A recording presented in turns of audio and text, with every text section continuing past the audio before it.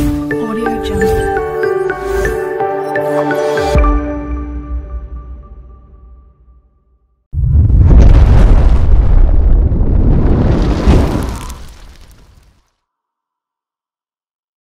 जय शिवराय। आता आम्ही आलेलो आहे नेवती किल्ला पाहण्यासाठी। हा आपल्याला समोर दिसत आहे, हा नेवती किल्ल्याचा बुरुज आपल्याला या ठिकाणी दिसत आहे। तर आता हा किती भाग चांगला आहे, काय आहे, कशी परिस्थिती आहे, किती अवशेष शिल्लक आहेत, किती नाही आहेत, ते सगळं आता आपण आतमध्ये जाऊन बघूया। जेवढा बघता येईल तेवढा प्रयत्न करूया। चला आता मी तुम्हाला हा नेवती किल्ला दाखवायचा प्रयत्न करत आहे। नेवतीचा किल्ला हा नेवती गावात असून सिंधुदुर्ग जिल्ह्यामध्ये आहे। नेवती आणि भोगवे या दोन अप्रतिम समुद्रकिनाऱ्यांच्या मध्ये असलेल्या एका डोंगरावर बांधलेला किल्ला म्हणजे नेवतीचा किल्ला। 1748च्या आधी हा किल्ला सावंतवाडीच्या राजाकडे होता, अशी माहिती पिसुर्वेकर पोर्तुगीज कागदपत्रांच्या हवाल्याने देतात। सावंतवाडी संस्थांचा इतिहास या पुस्तकातील नोंदीनुसार 1709 साली गादीवर आलेल्या फोंड सावंतांनी नेवती किल्ला बांधला असा दावा केला गेला आहे।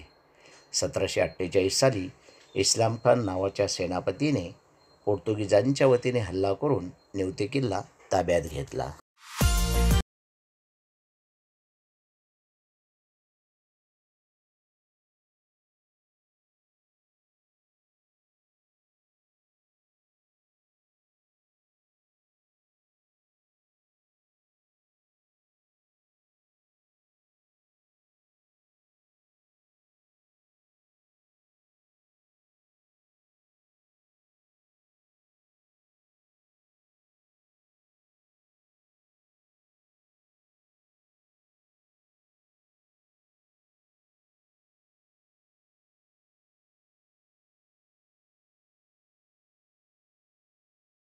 मध्ये सावंत आणि पोर्तुगीज यांच्यात तह होऊन किल्ला पुन्हा सावंतवाडी संस्थानाकडे आला।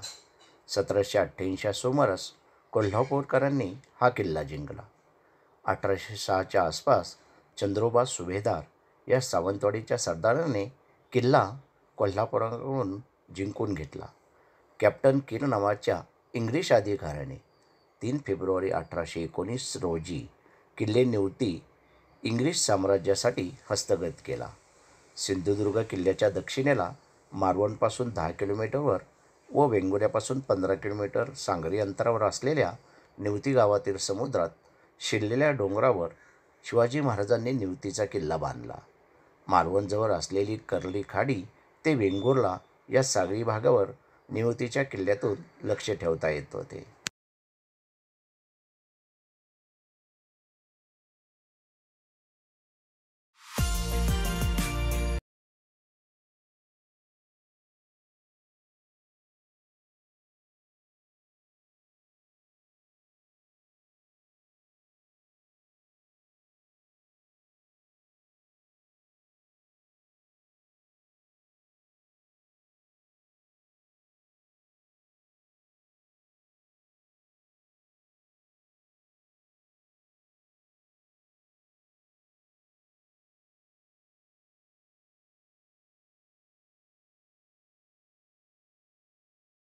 किल्ला हा नेवती गावाजवळ डोंगरावर असून हा किल्ला जवळपास 4 ते 5 एकर क्षेत्रात पसरलेला आहे आणि दाट झाडींनी व्यापलेला आहे।